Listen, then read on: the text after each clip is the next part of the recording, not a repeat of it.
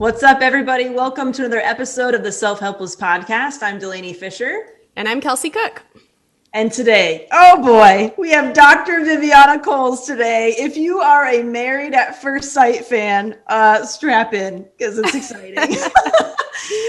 Dr. Viviana Coles is a doctor of marriage and family therapy, licensed marriage and family therapist and supervisor, and certified sex therapist and supervisor. And Dr. Viviana is currently a featured marriage expert on Lifetime's hit show, Married at First Sight, and Married at First Sight Unmatchables. Yes. And during this episode, we get into so much good stuff. We talk about the 4 different intimacy styles that Dr. Viviana has noticed in all of her private practice work. We talk about how to keep shit fresh in the bedroom. Yeah. And, you know, all that. Yeah, really. I just started watching Married at First Sight maybe a couple months ago. And so I've only watched like most of season 10 because it's streaming on Netflix now. But Delaney, I know that you've been a big Married at First Sight person for a while, and that this is all very exciting. And she was such a wonderful guest. But yeah, we hope you guys love the interview with her. I wanted to let you guys know I've got some tour dates coming up. I'm going to be in Indianapolis August 5th through the 6th. Then I'm going to be in Houston, August 19th through the 20th. And then hometown, Spokane, Washington, August 25th through the 27th for those hometown shows. My Providence, Rhode Island gigs have been moved to next year. I'm sorry, there was a thing with the club with scheduling. And then I'll be in Raleigh, Washington, D.C., Grand Rapids, Atlanta, and Burbank for the rest of the year. Those are going to be my tour dates up until the end. Maybe there will be like another one added, but that's mostly it. So you can go to kelseycook.com and get those tickets. How about you, Del? Yeah, you can head over to DelaneyFisher.com if you would like my free private podcast, eFiscionado, the Minimalist Business Podcast. We just talk about how to scale your business by simplifying your offers, marketing, and systems. Would love to have you if you're curious. Yes. That's it for me. Awesome. All right. Well, we hope that you guys like this interview with Dr. Viviana. Here it is. Dr. Viviana, oh my gosh, we are very excited. Very excited to have you. I'm excited to be here. Thanks so much, Kelsey and Delaney. Yes. Both big fans of Married at First Sight, and remember seeing you on there and just being like, oh gosh, I wonder if she'll talk to us. And it's just so cool to have you here. So before we get into all the questions we have, do you have a favorite or least favorite quote that you would like to share? I have several, but if I really wanted to hone in on what it is that we'll be talking about today, I'll have to take one from my very own book, The 4 Intimacy Styles. Nice. And that is, sexual incompatibility is a myth. Ooh. What? Oh my gosh, I cannot wait. Can we just start there? Can we just let's start there. Can you expand on why sexual incompatibility is a myth? Because I feel like if you really understand the motivations for having sex be a part of your life and having sex be a part of an intimate long-term relationship, if you're able to tap into all of the 4 major reasons at every sexual experience, then you're going to be just fine. You're going to be just fine for a long time. So yeah, that's why. Oh my gosh, incredible. Would you mind sharing what are the 4 intimacy styles? What do they mean? All that good stuff. So the 4 intimacy styles, which are also the 4 motivations behind people wanting to have sex, are bonding, giving, release, and responsive. And there's no order, there's no prioritization of them. They are all very, very important facets of having a very healthy, rounded out intimacy style. And the reason that I think it's important to point out those is because for a lot of people, they are going after their own needs and desires when they're going into sexuality, especially if they're initiating, but they're not really understanding that their partner might have a different perspective on it. Now, it is, a lot of people are like, oh, it's like the 5 love languages. No, it is. Okay. Yes, but no. Yes, in the sense that the 5 love languages helps couples to really understand how to show love, especially emotional intimacy with their partner. And that is huge. I love it. It's been around since 1992, and it is still way up there as far as the things that I recommend for couples to look at and learn about. The 4 intimacy styles is different because I'm asking you to include all 4, preferably in a very balanced, like 25% of each into every sexual experience. Now, that is ideal. It doesn't always happen that way. And as long as overall you're looking at the balance being there and having a rounded out intimacy style, then you should be fine for the long term. Because what that will do is make sure that you're getting your own needs met and your partner's needs met through the ups and downs of a long-term committed relationship. Right. Yes. Can you, delicious. Are you able to break down each one of the intimacy styles for us? Absolutely. So bonding is those people who experience a sense of connecting and bonding with a partner through sexual intimacy, through that physical exchange. And they don't tend to experience it as much in any other way or for any other reason. So these are the people that say, I always feel closer to you after we've had sex. Got it. Okay. And then with release, so release would be the one where it's all about the physiological experience of ecstasy, of that euphoric feeling of, man, my body feels like it has released all the tension. I feel like I can think clearly again. And thank you for being a part of that. Okay. Giving is for those people who feel like I get so much gratification from giving you pleasure. I feel this rush whenever I know that I'm giving you a sense of, again, that feeling of like, I'm just so, I'm getting, it's just pleasure. It's euphoric. It's all of that good stuff. So, and then responsive, this is the one that gets a little bit judged of all of the motivators. Responsive people tend to be those who they don't have sex at top of mind. They're not the ones that tend to initiate. They're not the ones that they'll experience some urges here and there, but they're not desiring sex on like an upper sort of plane. It's one of those things that's lying dormant until their partner says, hey, I want to connect with you. Let's have sex. And they're like, oh, okay, yeah, let's do it. And they don't regret it. They don't feel like, oh gosh, I wish I was doing something else, but it's not at top of mind. So a lot of times I get people who come in and they're like, oh my gosh, my partner is just so responsive. That's all they ever do. It makes me feel less than.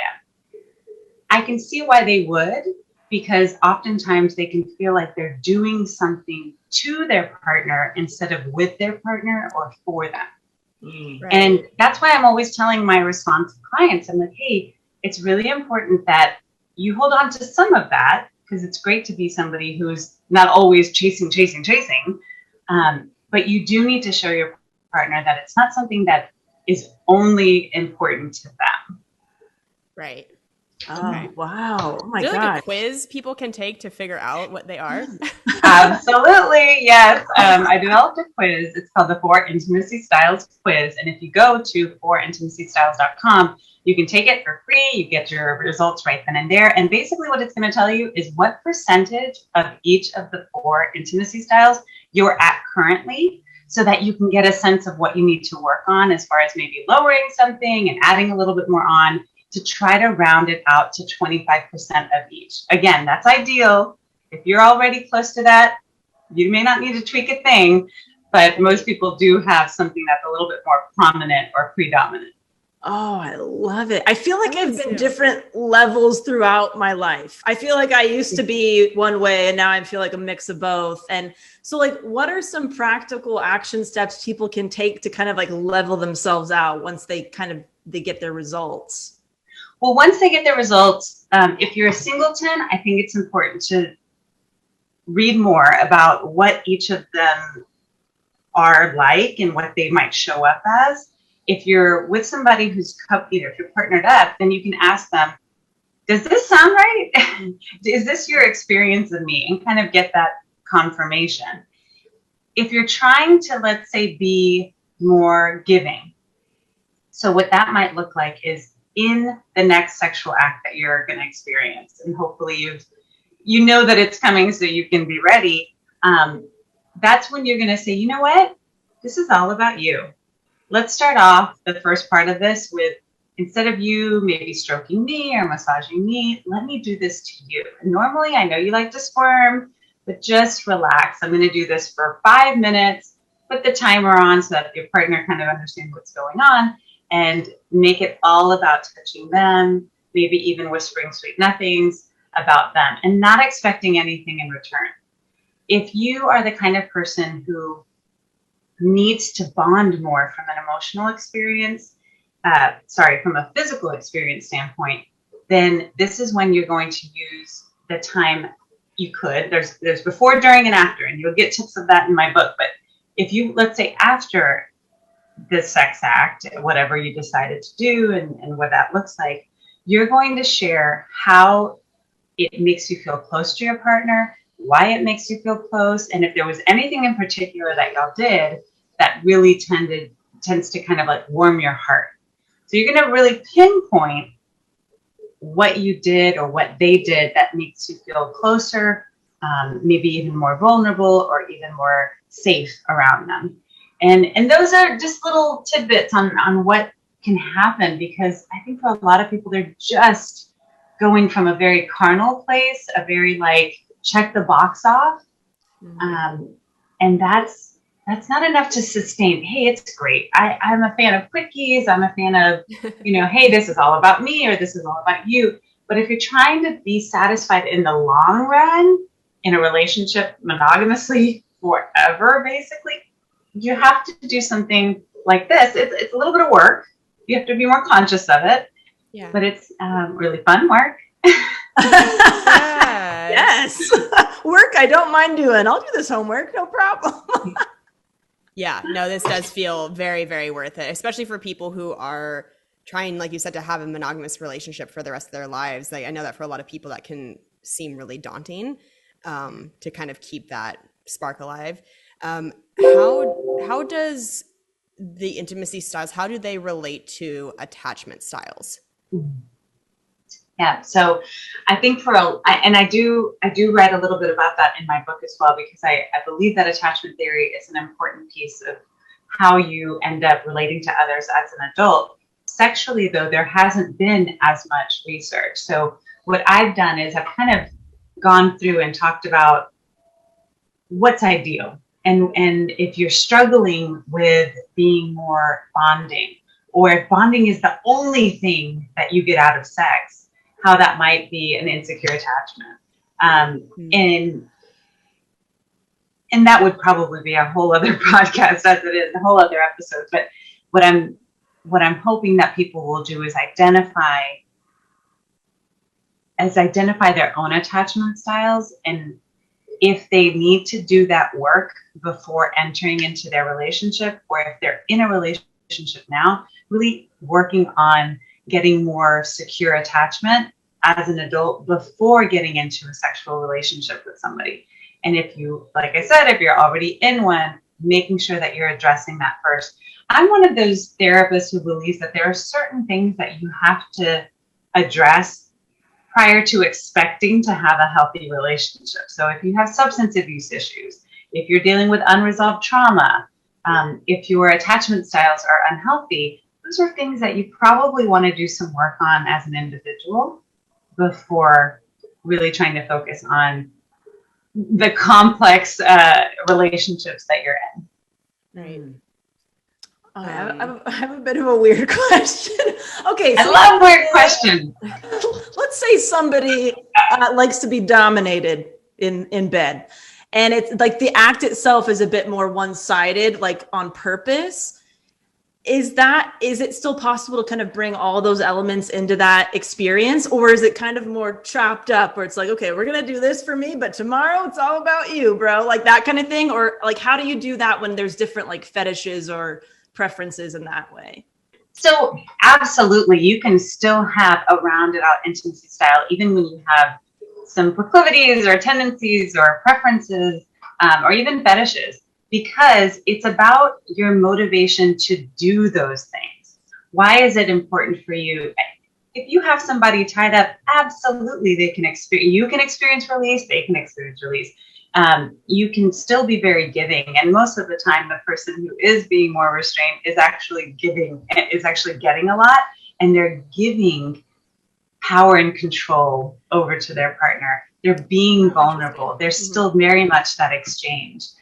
The bonding that comes from putting yourself in a situation like BDSM, there's, for a lot of people, I have a lot of clients who are living that lifestyle, and they love each other so much, and they feel super bonded to them. And then responsiveness. Not everybody is going to be thinking about that, but when they do finally have a scene or they're playing in that way, they show up for their partners. And it's responsive, but it's very much consensual. So yeah, there's kind of a way to do it for everything that you're into so far. I mean, I don't know everything that's out there, but so far you can be bonding, giving, experience release, and be responsive in any sexual experience. Yeah. Very cool. What, like, has anything shifted for you in your time on Married at First Sight? Like, have you ever met a couple on there that's made you go like, oh, like maybe these styles are different than I thought? Or like, did anybody just really kind of like fuck up how you saw things? No, I can't say that they did that, but they have thrown me for a loop, but not when it comes to the sexual stuff or the intimacy in that way. I think they've thrown me for a loop by having it be so evident that they're so locked into one style, and that they need to take a step back and recognize that each of them needs some attention in order for them to be more in sync, really. I mean, it really is about becoming what your partner needs, and having them become what you need. You're gonna meet more in the middle if you're rounded out versus having like one way of doing things.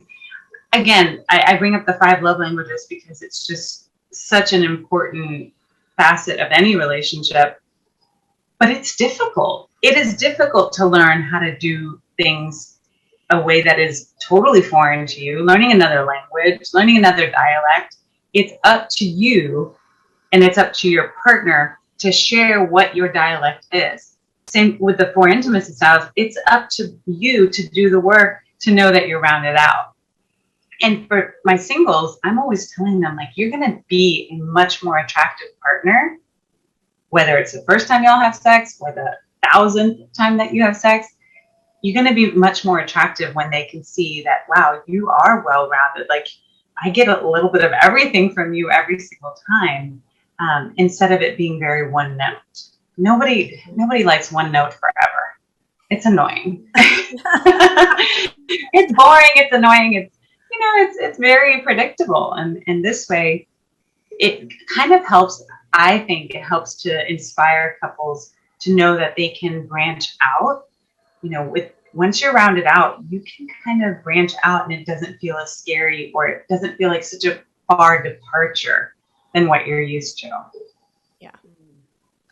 So one of my favorite moments from this past season of Married at First Sight, there was a couple, and there was one person in the couple that was displaying very severe narcissistic tendencies, in my opinion. And I believe you and Dr. Pepper both kind of mentioned it. I'm so curious to know, how do you handle that if a couple comes to you and you notice that one of them is displaying narcissistic traits or tendencies? How do you help them individually and as a team move forward? So it's actually really difficult to pinpoint somebody who would meet the criteria for a narcissistic personality disorder. So that's not really something that is like at the forefront of my mind as a clinician, more than anything, because for a lot of people, even if they did have that label, it doesn't really do anything for them. Most labels, I mean, there's no prescription, right? It's not like you get diagnosed and then, oh yeah, let's do this. And even then, a lot of people don't take prescriptions. So for me, it's more about helping them to understand what is going to serve them in the long run versus what's going to keep them from even being able to get out of the box, right? So the issue with confronting any relationship where one person seems to be cruel, manipulative, really disinterested in having something that is healthy long term and is more about like, well, right now I need to protect myself, is that I as a clinician have to be mindful that I need to stick with him where he is right now. So for instance, with Chris, it wasn't about me telling him that what he's doing isn't working, because I'm not the one married to him. But it is about helping them to see that what they're doing is not working for each other, and they're only going to end up feeling worse. They're going to get to a place where maybe they hate each other if they continue down the path that they're on.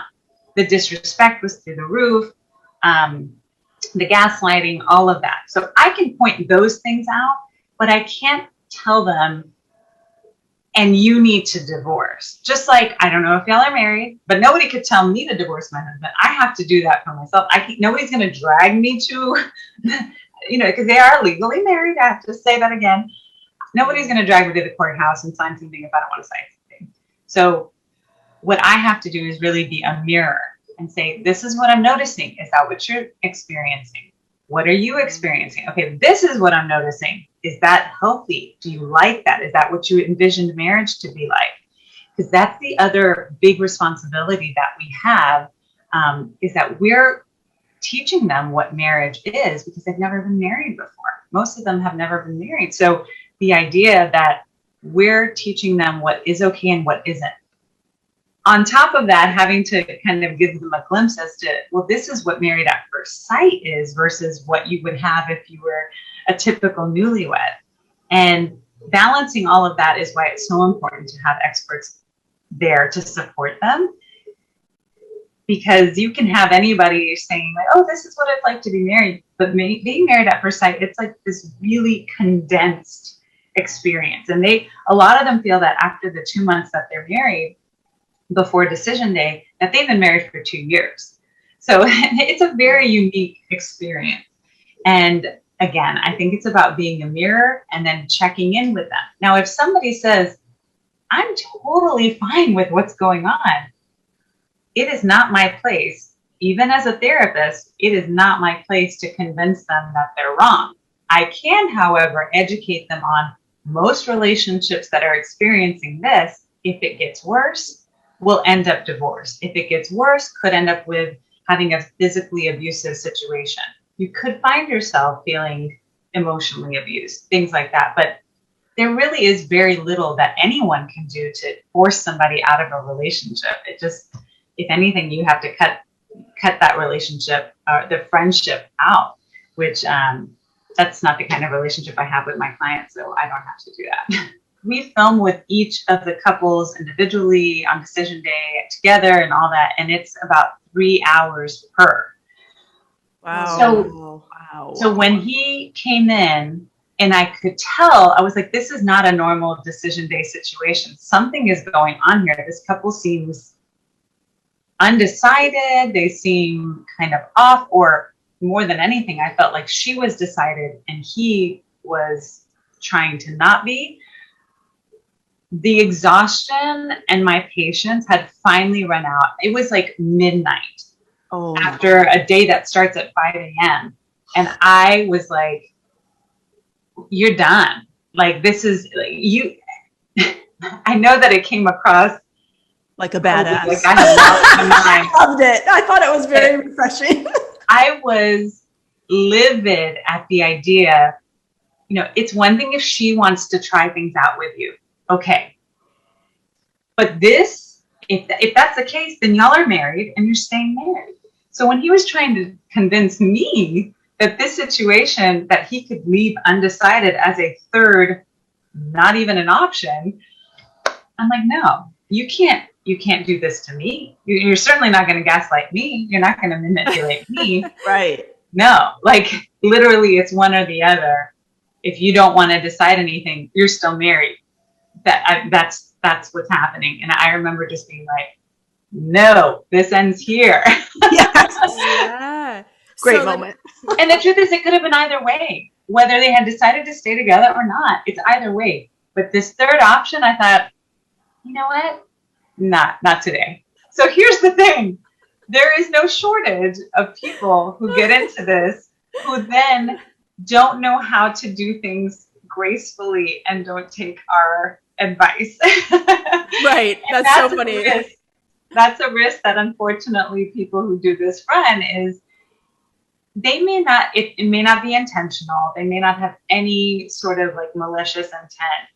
But when they are under the pressure of being legally married to somebody that they've never met before, they're now being documented 11, 12 hours a day. And these are not actors. So there is a lot that can happen or that just comes up that we cannot predict. And unfortunately, some of these things end up looking like people that you just want to like hit your head on the wall because you just can't believe that they're acting this way and they're behaving this way. And of course, we're very disappointed when that happens.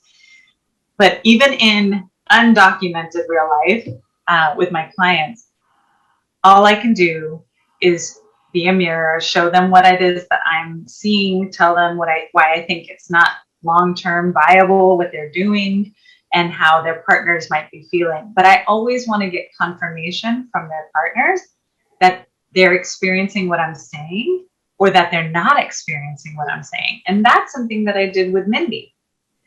I was thrilled to hear that she was saying, I'm setting a boundary and I'm done. And then when she finally said, I set the boundary and he didn't respect it. And so now I'm really done. I don't know if y'all remember this, but I was like, okay, I'm really, I'm okay, but how do you feel about this? Because again, I'm not there to be their best friend. I'm not there to be like, yeah, girl. That is not, or way to go, boy, whatever it is. Right. I'm there to support their decisions, especially if they're based off of having really tried, and it not working out. Yeah, Mindy was giving it everything. That was very frustrating as a viewer to watch Zach just like continue to speak in circles and seemingly like in riddles. And then all of us, Mindy, anybody watching, you would like walk away from the conversation and be like, what the fuck was that? Like nothing was resolved.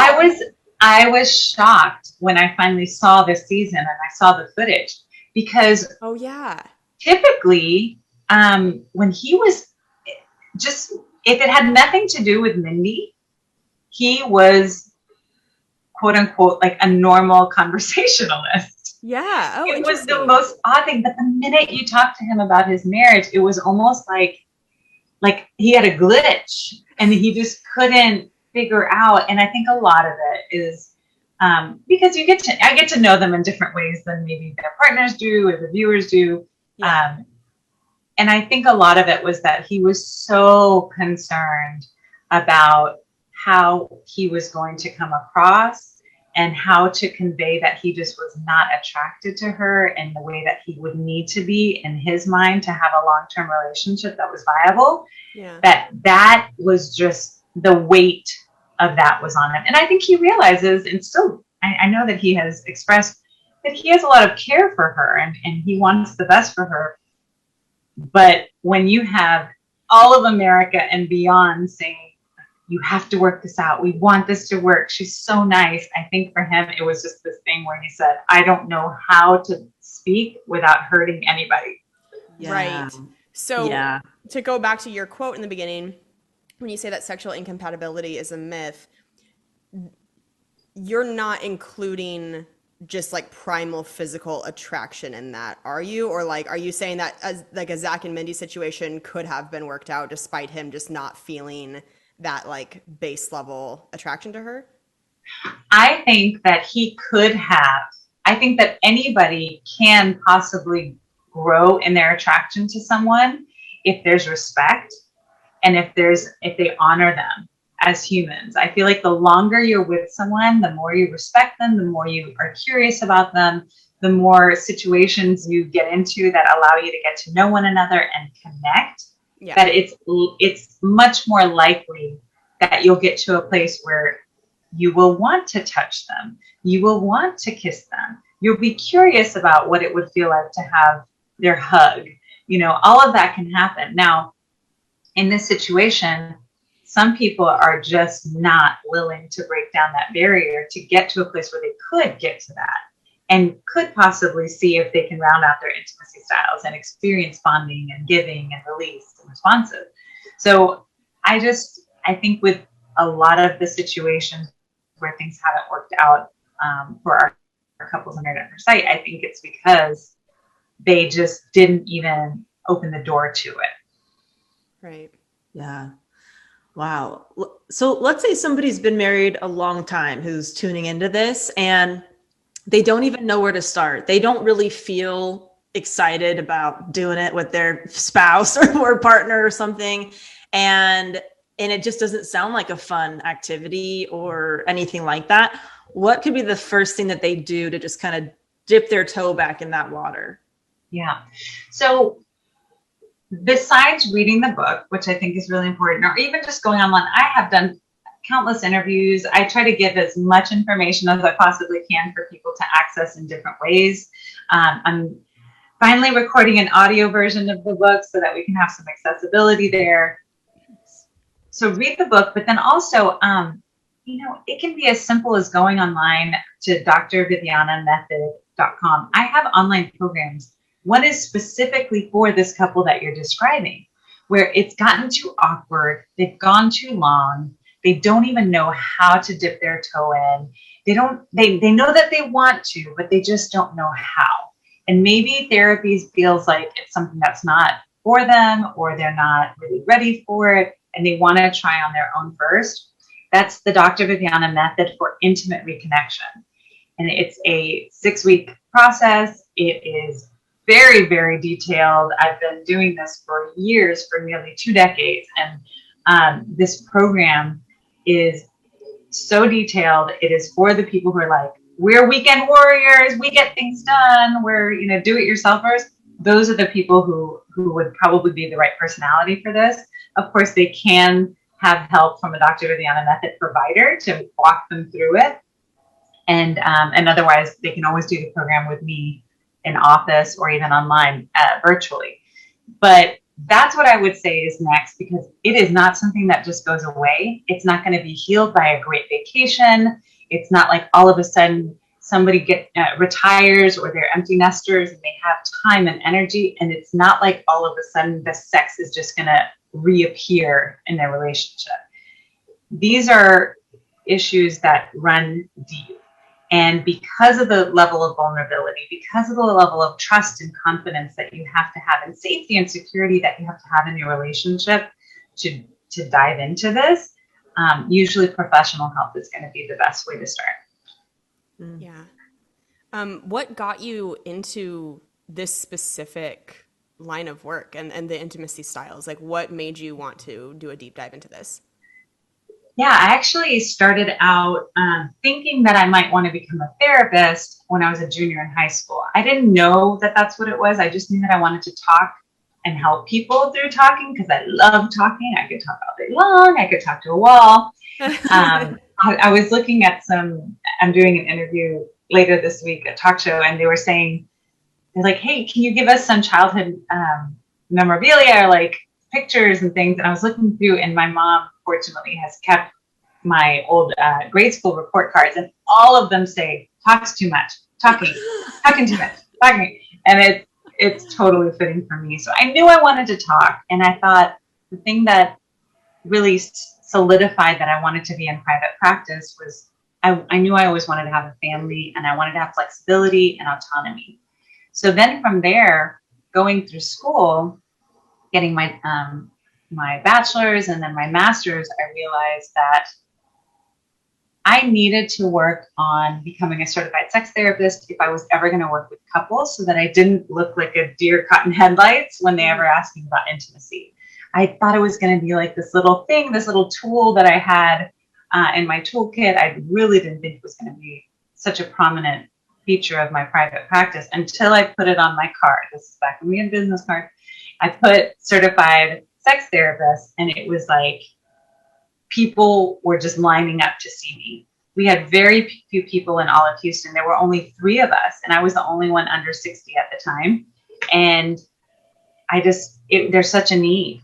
And so actually practicing and being kind of forced to practice, and people asking me these questions and having to get really comfortable was what solidified this kind of work and this career for me.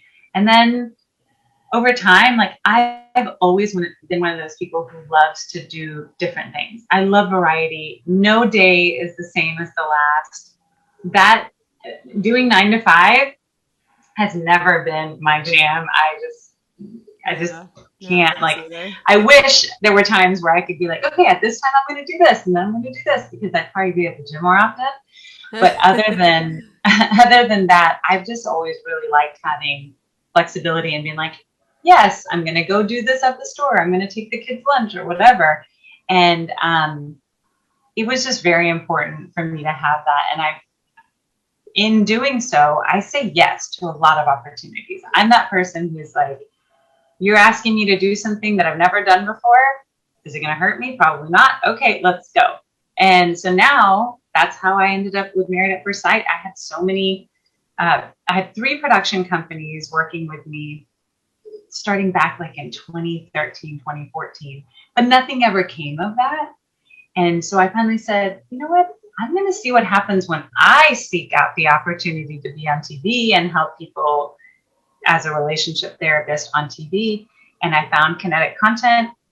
They had like quality programming that I could get behind.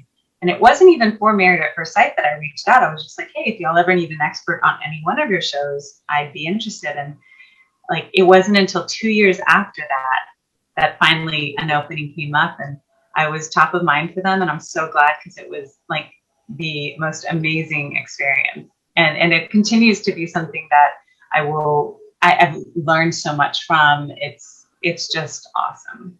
Wow. That's awesome. So cool. Very cool.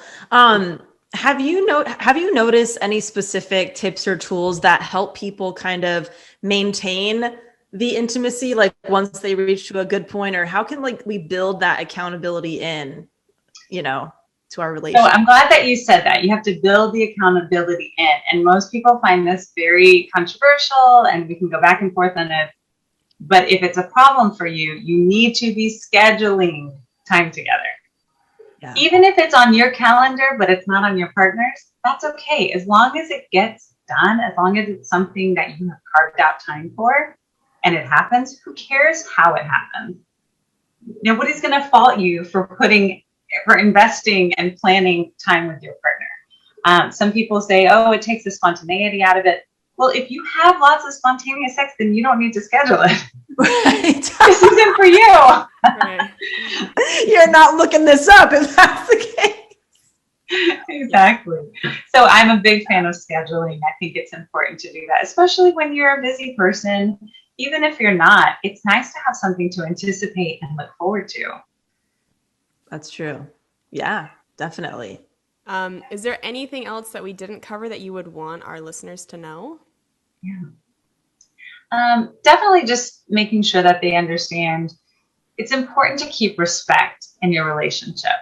When the respect leaves the relationship, it's very hard to have attraction grow, especially emotional attachment, especially emotional connection and intimacy. And when that safety isn't there, it's also very detrimental to your sex life. So make sure that you're respecting your partner, and that can be in the tone, the looks, the nonverbals, as well as in the way that you speak to them.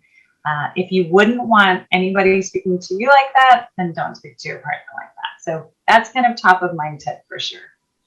Nice. Love it. Awesome. So it's forintimacystyles.com, correct? Okay. Yeah. And everything that you want to know about what I'm doing or have out there is drviviana.com. All my socials are Dr. Viviana, just spell it out. I have a lot of fun, interesting, relevant partnerships and collabs and projects coming up. So tune in.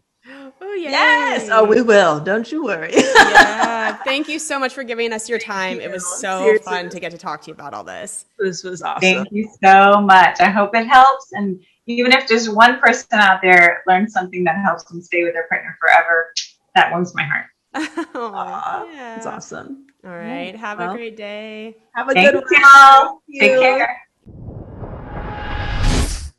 How did you feel getting to meet one of your favorite TV personalities? I was very excited. Because I just finished the season where I feel like, if you don't know what the show is, this is going to be weird, but Dr. Pepper and Dr. Viviana were real bad bitches in this season that I just watched by calling some bad behavior out. And I thought it was just so refreshing because of what we've kind of heard when it comes to like, you know, knowing somebody's displaying narcissistic tendencies, but so many therapists feel like they can't say something or whatever. I love the fact that it was just kind of, I don't know. It was great. You just got to tune in. Awesome. But yeah. And also, if you're a Married at First Sight fan, we also had Rachel D'Alto on the show as well. Yeah. And I'm blanking on what the title was, but that was another really she was such a great guest. And she's also a really fun follow on Instagram. I've really been liking following her. Dr. Pepper's next. Oh yes, that'd be great. We have an iTunes review of the episode. This is from Hannah Berman. She says, "New listener, I just started listening to this podcast, so I'm a little behind. But in an episode from 2018, I have never heard someone describe what it's like to have allergy anxiety. Kelsey explained it so well. I have a peanut allergy too, and awful seasonal allergies, and no one ever truly gets it. I love listening to all three ladies, and I feel like we would be friends in real life if we ever met." Oh, Hannah, thanks for writing in. And I'm so sorry about your allergies. You know that I feel your pain, and allergy anxiety is a very real thing. And I'm happy that you felt a little less alone in that feeling, because it really is very draining, and it's something that you can be feeling all day, every day, trying to keep yourself safe and, you know, keep yourself from having a reaction. So thank you for writing in. As always, if you want to be featured on the show and help the show out, you can leave us a 5-star rating and review on iTunes. Yeah. Do you have any segments, Delaney? I have one that's kind of hard to hide. I chopped all my hair off. Yes, it looks so beautiful. Thank you. Yeah, it's nice and simple. I like it. I wanted to grow it out for the wedding, and then once the wedding was over, I'm like, you know what? It's time for a change. Time to go. I literally, oh my God! If you're tuning in on YouTube, I cut 15 inches off my head. There's my ponytail. Oh my God. It's a lot of hair. I'm going to be donating it to there's Wigs for Kids, there's Locks of Love, there's so many great organizations I'm donating it to. I think it's called Children with Hair Loss. So yeah, it's nice that it was long enough for me to be able to do that. Made the decision to cut it like a no-brainer, and I was just like ready for it to be damn, 15 inches. I'm shocked. I didn't realize it was that long, because my hair is insanely long, and I'm wondering if I were to ever do a chop, what? Yeah, mine was down to my butt. Was it seriously? Yeah. Oh, that's why. I guess I haven't seen it down for a while. I guess since the wedding, but even then it was like curled, and so then it looks slightly shorter. Yeah, I could not believe how much they chopped off. But yeah, so this is my new do, everybody. Wow, go give Del DIY quarantine cuts to getting my hair styled. We have done a glow up, absolutely. Yes. If you guys and Delaney doesn't have Instagram, so if you want to see it, go leave her some love in the YouTube comments of this episode. Yeah, there it is. Not you guys. I have a book recommendation. I just finished the book called Verity by Colleen Hoover.